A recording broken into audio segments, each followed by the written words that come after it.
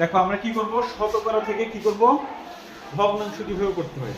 শতকরা থেকে ভগ্নাংশ আমরা নরমাল জানি যে এরকম যদি একটা দেখি সেটাকে আমরা কি বলি, শতকরা, বা ইংরেজিতে বলে পার্সেন্টেজ। কি বলে? তাহলে এটার নাম কি, শতকরা। ঠিক আছে, তাহলে এই শতকরা থেকে কিভাবে আমরা ভগ্নাংশে যেতে পারি। দেখো মনে করো এখানে আছে 80%। শতকরা কত পার্সেন্ট আছে? শতকরা কত আছে? 80।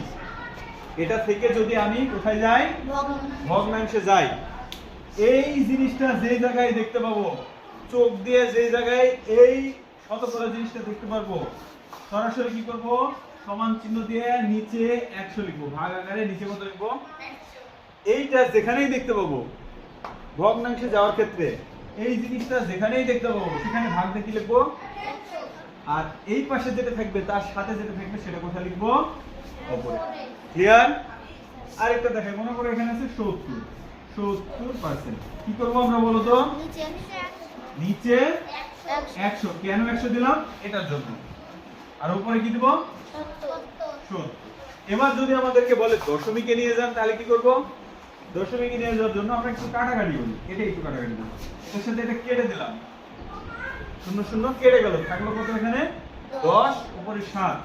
তার মানে 10 দিয়ে কাকে ভাগ করতে হবে, 7 কে। এই যে দশমিক দিয়ে একটা কি নিব, 0 নিব, 10 দিয়ে 70 কে ভাগ দিলে 7 10 70, পাইলাম কত, 7 পেলাম। অর্থাৎ পাইলাম আমরা এটা সমান পাইলাম 0.7। এই যে খালি 0.7 পাইছে না, তার সামনে শূন্য যোগ বৃদ্ধি করার জন্য একটা শূন্য দিলাম। দশমিকের আগে শূন্য দাম আছে, মনে করেন এখানে 1 লিখছি, 1, এখানে 0 1 যদি দিই, জিনিসটা একই না, একই কিনা, একই। তার মানে বুঝতে পারছি যে কিভাবে শতকরা থেকে ভগ্নাংশে যাইতে হয়। বুঝছি কি? কোন জায়গায় এইটা দেখার সাথে সাথে কি করব, ভাগ দিয়ে 100 দেব। ক্লিয়ার? বুঝছি কি?